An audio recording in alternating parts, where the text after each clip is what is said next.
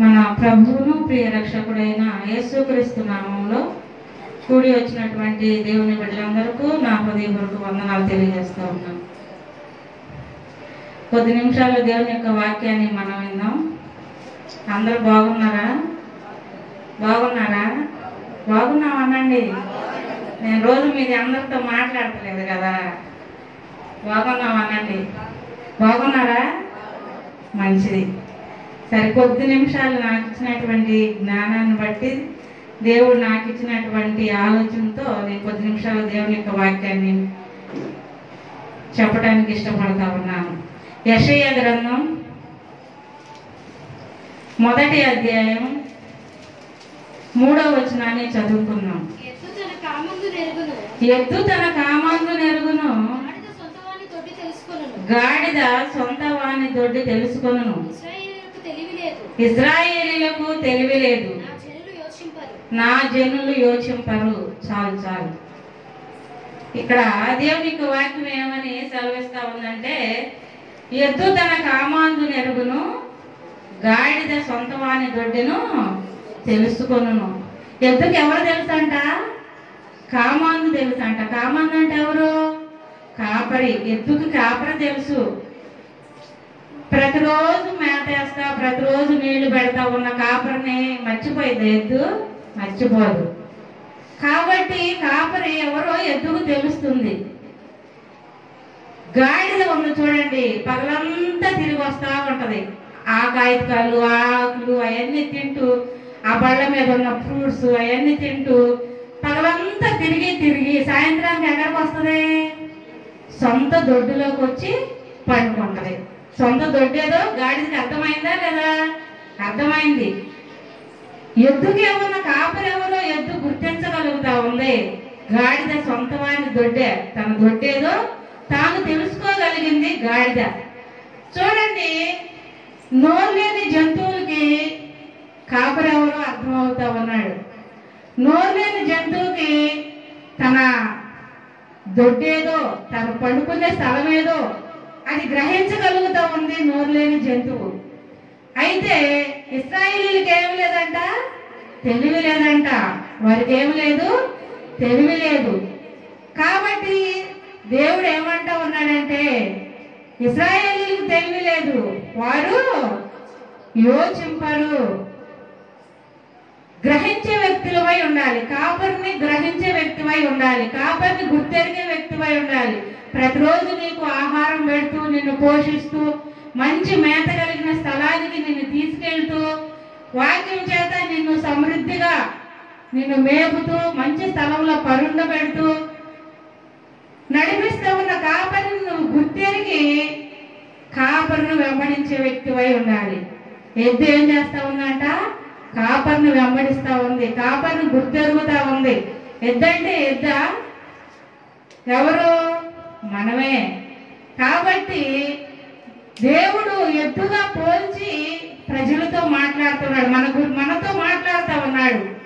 కాబట్టి మనం కాపరిని గుర్తెరిగే వ్యక్తివై ఉండాలి. నోరు లేని జీవులకు అర్థమవుతా ఉంది కాపరి ఎవరో ఎద్దు గ్రహిస్తూ ఉంది. కాబట్టి మనం గ్రహించే వ్యక్తివై ఉండాలి. చూడండి, సామెతల గ్రంథం 30వ అధ్యాయం 24వ వచనాన్ని చదువుకున్నట్లయితే, సామెతల గ్రంథం 30వ అధ్యాయం 24వ వచనం, భూమి మీద చిన్నవి 4 కలవు, అయినను అవి మిక్కిలి జ్ఞానము గలవి. చీమలు బలము లేని జీవులు, అయినను అవి వేసవిలో ఆహారమును సిద్ధపరచుకొను. చిన్న కుందేళ్లు బలము లేని జీవులైనను అవి పేటు సందులలో నివాసములు కల్పించుకొను. చూడండి, బలము లేని జీవులంట. ఏంటవి? చీమలు బలము లేని జీవులు. మనకెంత బలం ఉంది, మనకెంత శక్తి ఉంది, కానీ చీమలకి బలము లేవు. చిన్న జీవులు గట్టిగా పట్టుకుంటే చనిపోతాయి. కాబట్టి అన్ని ఏం చేయాలి? చిన్నగా పట్టుకోవాలి. కాబట్టి అవి బలము లేని జీవులు.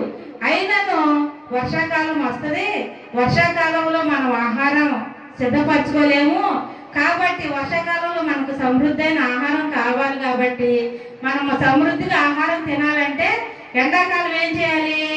ఆహారాన్ని సిద్ధపరచుకోవాలి అని చెప్పి చీమలు బలము లేని జీవులైనప్పటికీ జ్ఞానం కలిగి నాయకుడు లేకపోయినా, రాజు లేకపోయినా, నడిపించే వాళ్ళు లేకపోయినా అవి క్రమముగా నడుస్తూ అవి ఆహారాన్ని సిద్ధపరచుకుంటా ఉన్నాయి. వేసవిలో చీమలు చూడండి, రాజు లేడు, నడిపించే నాయకుడు లేడు, అయినాను అవి క్రమంగా నడుస్తూ లైన్ గా పెడతా ఉంటాయి. లైన్ ఎక్కడైనా తప్పితే చీమలు మనం ఎక్కడ చూసినా ఈ లైన్ తప్పి నడవు, క్రమంగా నడుస్తూ ఉంటాయి.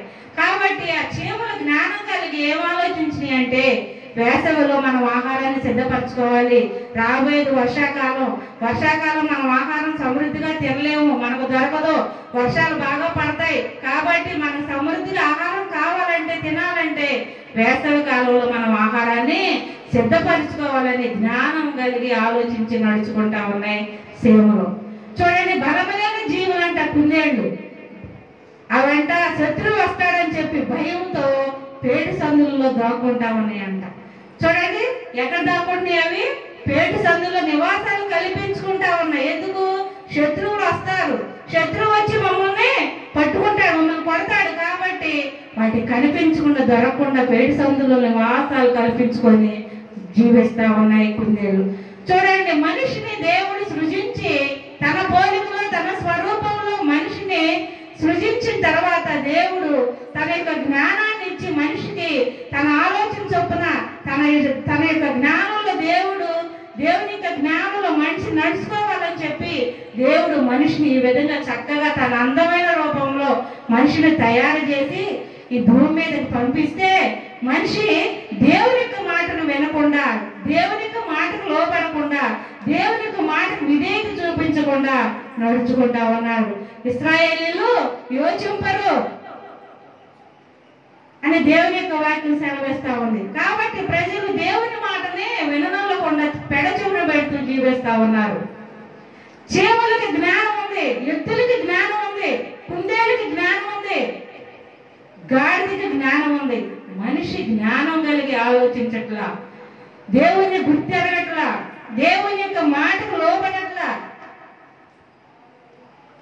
అందుకనే దేవుని యొక్క వాక్యం ఏమని సెలవిస్తా ఉందంటే, న్యాయాధిపతుల గ్రంథం 8వ అధ్యాయం 21వ వచనములో ప్రజలు ఎలా ఉన్నారు, ఏ విధంగా నడుచుకుంటున్నారో దేవుని యొక్క వాక్యాన్ని మనం చదువుకుందాం. న్యాయాధిపతుల గ్రంథం 8వ అధ్యాయం 21వ వచనం, 21 నుంచి 25 దాకా చదవండి. 8వ అధ్యాయం 21 నుంచి 25 దాకా. అప్పుడు జబహు 25వ వచనం చదవండి. అందుకు వారు సంతోషముగా వాటిని ఇచ్చేదనని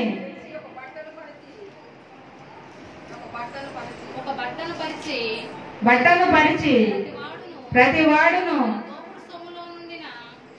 ఇశ్రాయేలీయులకు రాజు లేడు, ప్రతివాడు తన ఇష్టానుసారంగా నడుచుకుంటున్నారు అన్న వచనాన్ని చదవాలి. లాస్ట్ వచనం, ఆఖరి అధ్యాయం లాస్ట్ వచనం. మరియు వారు సియోనును, గిద్యోనును, ఇశ్రాయేలీయులకు రాజు లేడు, తన ఇష్టానుసారంగా నడుచుకుంటున్నారు. ఆ దినములలో ఇశ్రాయేలీయులకు రాజు లేడు, ప్రతి వాడును తన ఇష్టానుసారముగా ప్రవర్తించుతూ వచ్చింది. చూడండి, ఇశ్రాయేలీయులకు ఎవరు లేరంట? రాజు లేడంట. రాజు లేకపోయినా సేవలు క్రమంగా నడుచుకుని, రాజు లేకపోయినా ఎద్దు తన కామాంధుని ఎరిగి కామాంధుని యొక్క నడవడికలో నడుస్తా ఉంది ఎద్దు. రాజు లేకపోయినా, నడిపించేవాడు లేకపోయినా గాడిద సొంత దొడ్డు ఏంటో తెలుసుకోగలిగింది. రాజు లేకపోయినా, నడిపించేవాడు న్యాయాధిపతి లేకపోయినా కుందేళ్లు బండ సందుల్లో నివాసాలు కల్పించుకుంది. చూడంట, ఇశ్రాయేలీయులకంట రాజు లేడంట. రాజు లేకపోయేసరికి వారంట ఇష్టానుసారంగా నడుచుకుంటా ఉన్నారంట. వారి ఇష్టానుసారంగా నడుస్తా ఉన్నారు. కాబట్టి రాజు లేకపోతే ఇశ్రాయేలు ఇష్టానుసారంగా నడుచుకోవడానికి, ఇష్టానుసారంగా ఉండటానికి గల కారణం ఏంటంటే రాజు లేడు. ఎవరు లేరంట వాళ్ళకి? రాజు లేడు. కాబట్టి ప్రజలు విచ్చలవిడిగా నడుచుకోవటం, ఇష్టానుసారంగా బ్రతకడానికి ఇష్టపడిపోయారు రాజు లేకపోయేసరికి. కాబట్టి నోరులేని జీవులకు అర్థమవుతా ఉన్నాయి రాజు ఎవరో, నాయకుడు ఎవరో, కాపరెవరో, మనం ఏ విధంగా నడుచుకోవాలో, ఏ విధంగా ఉండాలో అని వాటికి అర్థమవుతున్నాయి. కానీ మనిషికి అర్థం కావట్లా. అర్థం కాని పరిస్థితిలో మనిషి బ్రతుకుతా ఉన్నాడు. అయితే దేవుడు ఒకసారి చూశాడు. ఆదికాండం 6వ అధ్యాయం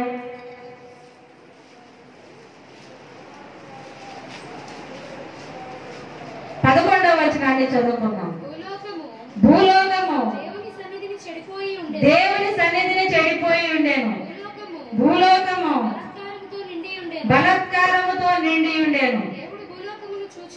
దేవుడు భూలోకమును చూచినప్పుడు అది చెడిపోయి ఉండేను. చూడండి, భూలోకం అంట ఏ విధంగా ఉందంట? చెడిపోయి ఉందంట. దేవుడు భూలోకాన్ని చూసినప్పుడు అది భూలోకం అంతా చెడిపోయి ఉందంట.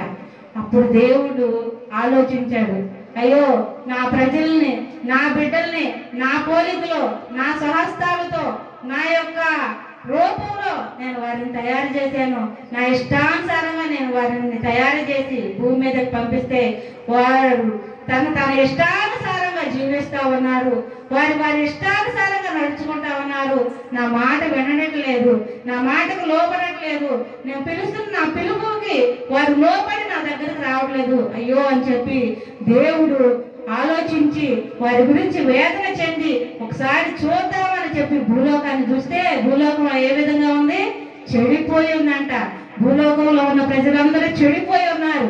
దేవుని మాటకు లోపడకుండా వారి ఇష్టానుసారంగా జీవిస్తూ ఉన్నారు.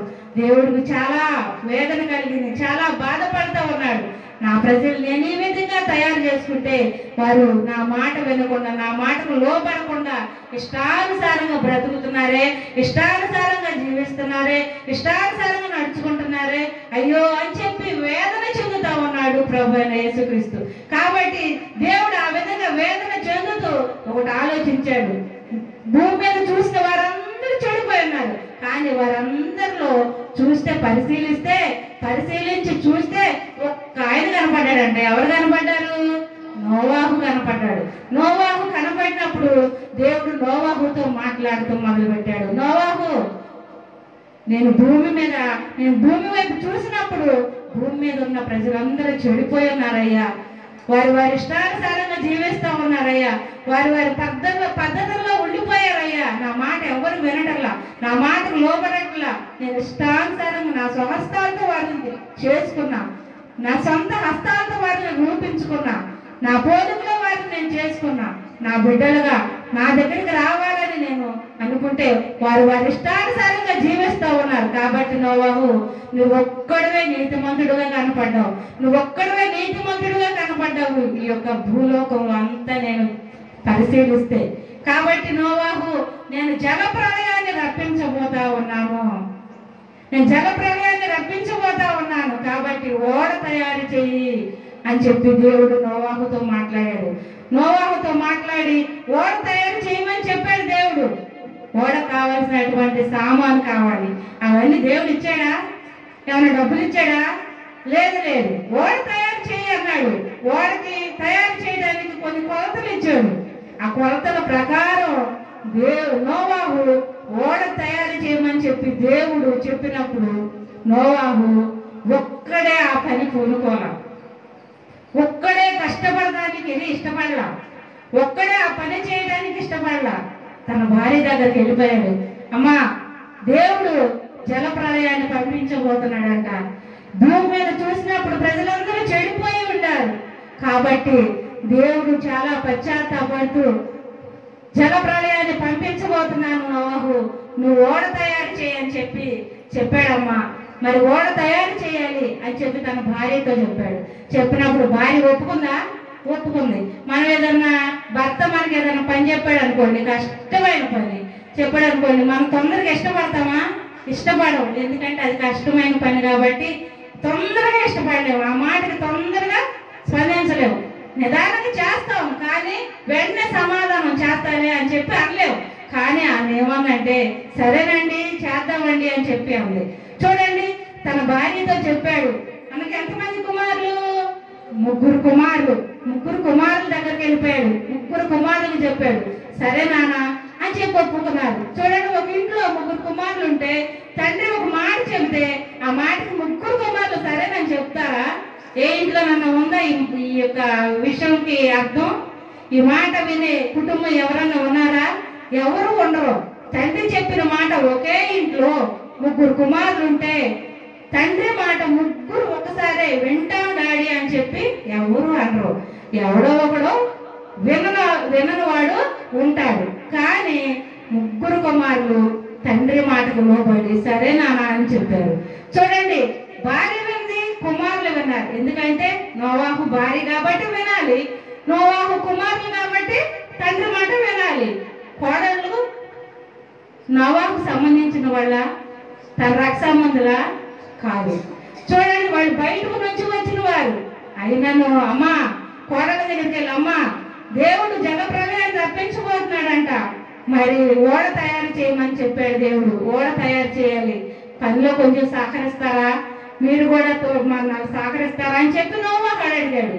అడిగినప్పుడు సరే మావయ్య అని చెప్పి అన్నారు. వాళ్ళు అన్నారేమో, మనం అలా ఊహించుకోవాలి. మాట, తన మామగారి మాటని విలువనిచ్చి తన మామగారి మాటని విన్నారు కోడళ్ళు. ఆ ఇంట్లో బయట నుంచి వచ్చిన పిల్లలైనా సరే మావయ్య మాటలు విలువిచ్చి మావయ్య మాటను అర్థం చేసుకోగలిగారు. కుటుంబం అంతా కలిసి ఆ యొక్క ఓడ తయారు చేయడానికి పూనుకున్నారు. ఇష్టంగా చేశారు. ఓడ ఇష్టంగా కట్టుకుంటా ఉన్నారు. దేవుడు చెప్పిన కొలతల్లో ఆ ఓడ తయారు చేస్తా ఉన్నారు. చూసే వాళ్ళందరూ హేళన చేస్తా ఉన్నారు. అరే జలప్రలయం వస్తుందంట, నోవాహు ఓడ తయారు చేస్తా ఉన్నాడు, ఆయన యొక్క కుటుంబం ఒక్కటే ఓడలోకి వెళ్ళిద్దంట, జలప్రలయం వస్తుందంట, అంత మునిగిపోయిద్దంట అని చెప్పి హేళన చేసేవాళ్ళు ఎంతమంది ఉన్నారో, హేళనగా మాట్లాడే వాళ్ళు ఎంతమంది ఉన్నారో. ఆ రోజుల్లో హేళనగా చేసి హేళనగా మాట్లాడి నోవాహుని ధిక్కరించిన వాళ్ళు ఎంతమంది ఉన్నారో. కానీ నోవాహు అవన్నీ ఏమి పట్టించుకోలా. దేవుడు చెప్పినట్లే ఓడ తయారు చేశాడు. తనిచ్చిన కొలతలు, దేవుడిచ్చిన కొలతల ప్రకారం ఓడను తయారు చేశాడు.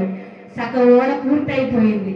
ఓడ పూర్తయిపోయిన తర్వాత తన భార్యతో చెప్పాడు, అమ్మా మన ఓడలోకి వెళ్ళిపోదాం, జల ప్రళయం రాబోతా ఉంది, మన ఓడలోకి వెళ్ళిపోదాం అన్నప్పుడు తన భార్య, కుమారులు, కోడళ్ళు అందరూ ఓడలోకి వెళ్ళిపోయారు. ఇంకెవరు వెళ్ళాలి? దేవుడు ఎందుకు సిద్ధపరిచాడు? వాడిని ఎందుకు సిద్ధపరచమన్నాడు? జల ప్రళయంలో మునిగిపోకుండా నా మాట విని ఎవరైతే ఓడ అని ఆ సంఘంలోకి చేర్చబడతారో, ఎవరైతే ఆ సంఘంలోకి ఆ ఓడలోకి వస్తారో వారు రక్షించబడతారు, వారు రక్షించబడతారు అని చెప్పి దేవుడు నోవాహుతో చెప్పినప్పుడు, దేవుడు చెప్పిన మాటను బట్టి నోవాహు తన కుటుంబం, తన పిల్లలందరూ కలిసి ఓడలోకి వెళ్ళిపోయారు. వెళ్ళిపోయిన తర్వాత ఓడ తలుపులు తెరిసే ఉంది, ఇంకా ఎదురు చూస్తా ఉంది ఓడ. సంఘం అనే ఓడ ఎదురు చూస్తా ఉంది, ఇంకెవరు వస్తారా అని చూస్తా ఉంది. చూడండి, దేవుడు సృజించి తన హస్తాలతో తన పోలికలు సృష్టించిన మనిషి దేవుని మాట వినకుండా ఓడలోకి వెళ్ళలేని పరిస్థితిలో ఉండిపోయారు ప్రజలు. కానీ నోరు లేని జీవులు అవన్నీ కూడా జంతువులు రెండేసి ఆడది మగది. ఆదికాండం 7వ అధ్యాయం 8వ వచనాన్ని మనం చదివినట్లయితే, దేవుడు నోవాహునకు ఆజ్ఞాపించిన ప్రకారము పవిత్ర జంతువులలోను అపవిత్ర జంతువులలోను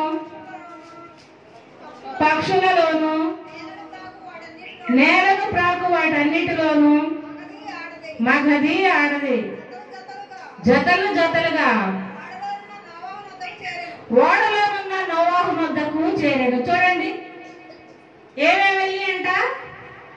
జంతువులలోను అపవిత్ర జంతువులలోను పవిత్ర జంతువులలోను పక్షులలోను నేలకు ప్రాకు ఏంటయ్యి వాటన్నిటిలోనూ అన్ని ఓడలోకి వెళ్ళిపోయినాయి అంట. నోవాహు కుటుంబం మొత్తం ఓడలోకి వెళ్ళిపోయారు. ఆ తర్వాత ఒక్క మనిషి కూడా ఓడలోకి వెళ్ళలా. దేవుని మాట పెడచెవిన పెట్టి వారి ఇష్టానుసారంగా నడుచుకుంటా ఉన్నారు. అరే జలప్రళయం వస్తుందంట, మునిగిపోతామంట అని హేళన చేస్తున్నారే కానీ జలప్రళయం వస్తుందంట. దేవుడు ఓడను సిద్ధపరచమన్నాడు. నోవాహు ఓడ తయారు చేసాడు కష్టపడి. కాబట్టి నోవాహు కుటుంబం అంతా వెళ్ళిపోయారు. అసలు ఇదేంటో మనం ఈ జలప్రళయం నుంచి తప్పించబడాలి, అరే బాబు కాస్త ఓడలోకి వెళ్దాం అన్న జ్ఞానం కూడా లేకుండా ప్రజలు ఇష్టానుసారంగా జీవిస్తూ నడుచుకుంటా ఉన్నారు. అయితే నోరులేని జీవులు, అపవిత్ర జంతువుల్లోను, పక్షుల్లో, నేలకు ప్రాకు వాటన్నిటిలోను మగది ఆడది రెండేసి జతలుగా ఓడలోకి వెళ్ళిపోయింది. జతలుగా ఓడలోకి వెళ్ళిపోయింది. ఎప్పుడైతే ఓడలోకి వెళ్ళిపోయినాయో అన్ని ఓడ తలుపు వేయబడిపోయింది. ఓడ తలుపు వేసేసాడు దేవుడు తలుపు వేస్తే తలుపు తీసేది ఎవరైనా ఉన్నారా? ఎవరు లేరు. దేవుడు తలుపు తీస్తే ఎవరైనా తలుపు తీస్తారా? ఎవరు తీరు. కాబట్టి ఆయన తలుపు వేసేసాడు. ఇంకా లోపలికి వెళ్ళడానికి వీల్లేదు. ఆ పరిస్థితిలో నోవాహుకి ఎంతమంది ఎపరాళ్ళు వియంకులు? ముగ్గురు వియంకులు, అంతే కదా. కాబట్టి వాళ్ళంట వాళ్ళ దగ్గరికి వచ్చి వాళ్ళ పిల్లలు ఉన్నారు కదా లోపల, అమ్మా వాళ్ళ పేర్లు ఏంటో, అమ్మా కొంచెం తలుపు తీయండి అమ్మా, మేము వస్తామమ్మా. నోవాహు గారు కొంచెం తలుపు తీయ్యా, మేము లోపలికి వస్తామయ్యా. ఇప్పుడు దాకా పెడచెవిని పెట్టాం అయ్యా, మాట వినలేదయ్యా, మాకు అర్థమైపోతా ఉంది, జలప్రళయం రాబోతా ఉంది, మాకు తెలిసిపోతుంది, మేము ఒక్కసారి లోపలికి వస్తామయ్యా, ఒక్కసారి తలుపు తీయండి అయ్యా అని తలుపు కొడతా ఉన్నారు. తలుపు కొడతా ఉంటే తలుపు తీస్తారా? వేసింది ఎవరు తలుపు? దేవుడే చేసాడు తలుపు. మన టైం ఇస్తాడు, ఆ టైంలోనే మనం లోపలికి వెళ్ళిపోవాలి.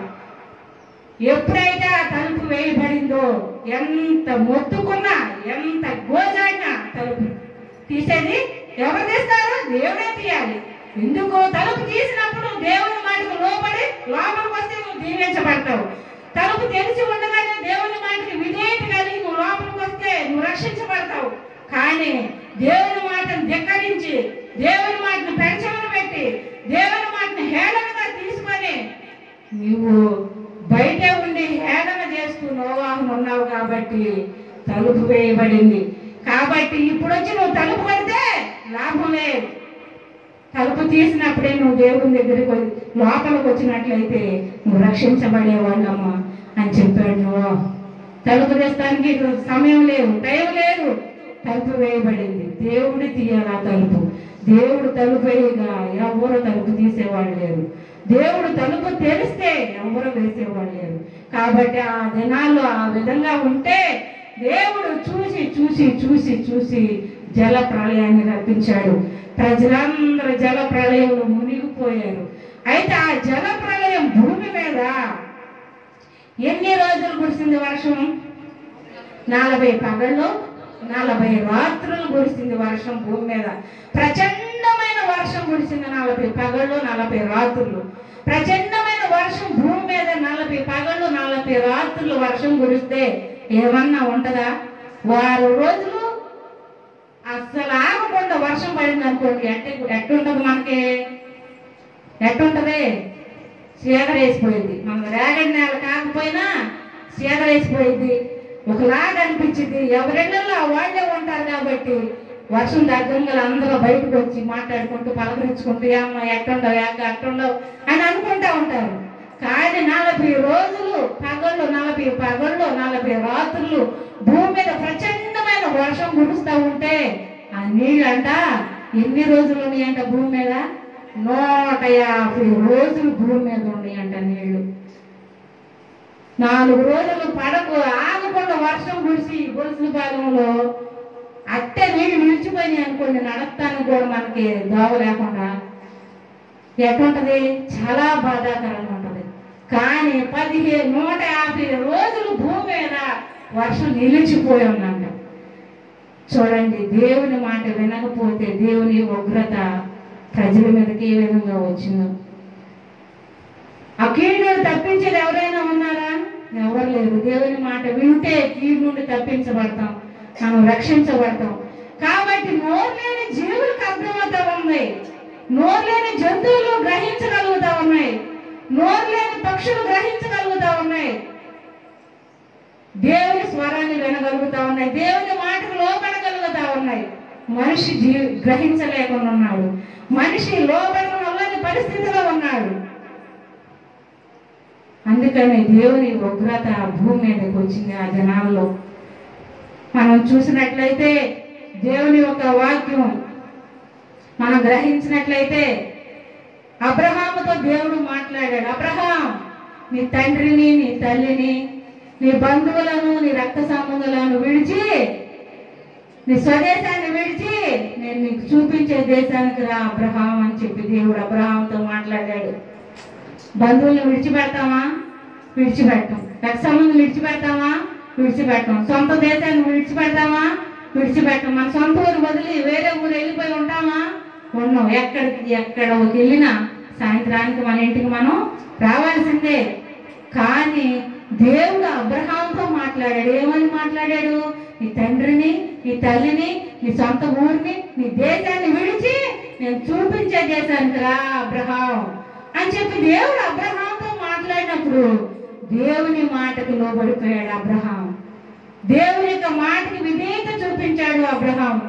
దేవుని మాటకు లోబడి దేవుని మాటకి విధేయత చూపించి అబ్రహాం దేవుని మాట ప్రకారం తన దేశాన్ని విడిచి వదిలి దేవుడు చూపించే దేశానికి, ఆ దేశం ఏంటో కూడా చూపిలా దేవుడు అబ్రహాంకి. అది తెలియకే అబ్రహాము వెళ్ళాడని చెప్పి బైబిల్లో రాయబడి ఉంది.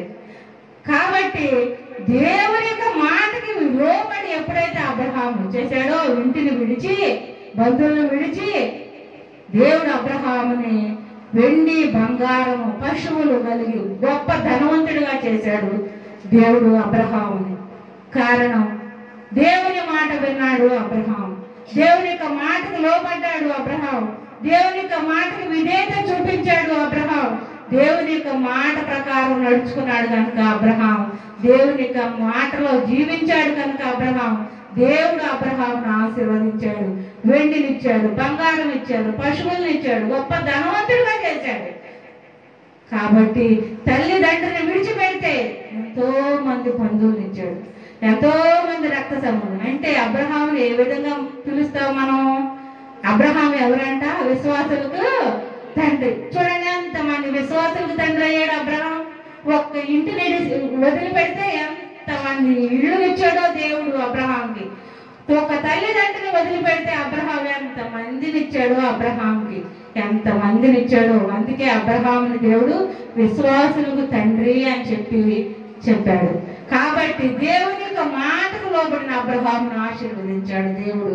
చూడండి, న్యాయాధిపతుల గ్రంథం 6వ అధ్యాయం 1వ వచనాన్ని చదువుకుందాం. ఇశ్రాయేలీయులు యెహోవా దృష్టికి దోషులైనందున యెహోవా 7 ఏండ్లు వారిని మిద్యానీయులకు అప్పగించారు. చూడండి, ఇశ్రాయేలీయులు ఏమైపోయారంట? దేవుని దృష్టికి దోషులైపోయారంట. ఎప్పుడైతే దేవుని దృష్టికి దోషులైపోయారో వారిని మిద్యానీయుల చేతికి అప్పగించాడు. ఎన్ని సంవత్సరాలు? 7 సంవత్సరాలు మిద్యానీయులకు అప్పగించాడు. చూడండి, మిద్యానీయులకి 7 సంవత్సరాలు అప్పగిస్తే మిద్యానీయుల వలన ఈ యొక్క ఇశ్రాయేలీయులు మొత్తం వారికి ఉన్న పొలం కానివ్వండి, పశువులు కానివ్వండి, వారికి ఉన్న ఇళ్ళు కానివ్వండి, అంతా నాశనం అయిపోయింది, దోచుకున్నారు, పాడైపోయింది. కాబట్టి హీన దశలోకి వచ్చేసారు ఇశ్రాయేలీయులు. హీన దశలోకి వస్తే హీన దశలో గుర్తొచ్చాడు ఎవరు? దేవుడు. అన్యవర్ణంగా గుర్తొచ్చాడా? గుర్తురాల. హీన దశలోకి వచ్చినప్పుడు యెహోవా కంట మొరపెట్టారంట. హీన దశలోకి వచ్చినప్పుడు మొరపెట్టారు. హీన దశకు వచ్చిన దాకా మనం ఉండకూడదు. మనకున్న చిన్న సంవత్సరాలను దేవుని వైపు మళ్ళుకునే విధంగా మనం ఉండిపోవాలి. అంతా నష్టపోయి, అన్ని పాడైపోయి, సమస్తాన్ని కోల్పోయి, అనేకమైన బలహీనతలో బాధపడుతూ, అనేకమైన రోగాలతో మనం పీడించబడుతూ, ఆ సమస్యల్లో దేవుణ్ణి గుర్తు చేసుకోవడం కాదు. హీన స్థితికి వచ్చినాక దేవుణ్ణి గుర్తు చేసుకోవడం కాదు. దేవుని యొక్క మాటకు లోబడి నువ్వు వెంటనే సరెండర్ అయిపోతే దేవుడు నిన్ను ఆశీర్వాదకరంగా మారుస్తాడు. హీన దశకు వచ్చినప్పుడు అంటే మొరపెట్టారంట ఇశ్రాయేలీయులు. హీన దశలో మొరపెడితే అప్పుడు కూడా దేవుడు విడిచిపెడతాడా? విడిచిపెట్టలా. వారి మొరను ఆలకించాడు, వారి ప్రార్థన ఆలకించాడు. కాబట్టి మన హీన దశకు వచ్చిన దాకా మనం ఉండకూడదు. దేవుని యొక్క మాటకు వెంటనే లోబడిపోయి ఆయన మాటకు విధేయత కలిగి ఆయన మార్గంలో మనం నడుచుకుంటే మనం ధన్యులు.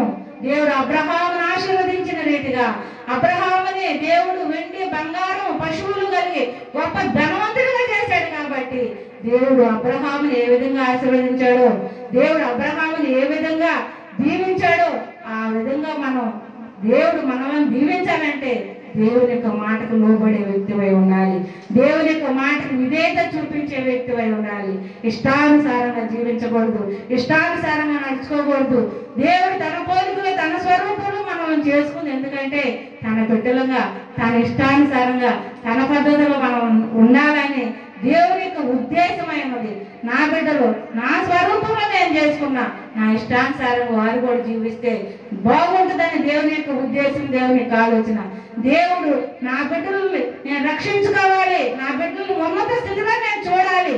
తండ్రి తన కుమారుడు పట్ల ఏ విధమైన ఉద్దేశం కలిగి ఉంటాడో దేవుడు మన పట్ల కూడా మన తండ్రి అయిన దేవుడు మన పట్ల కూడా అంత ఉన్నతమైన ఉద్దేశం కలిగి ఉన్నాడు. కాబట్టి ఆ ఉద్దేశాన్ని మనం నెరవేర్చాలంటే దేవుని మాటకు లోబడి దేవునికి సమీపంగా నడుచుకోవాలి, దేవునికి దగ్గరగా నడుచుకోవాలి.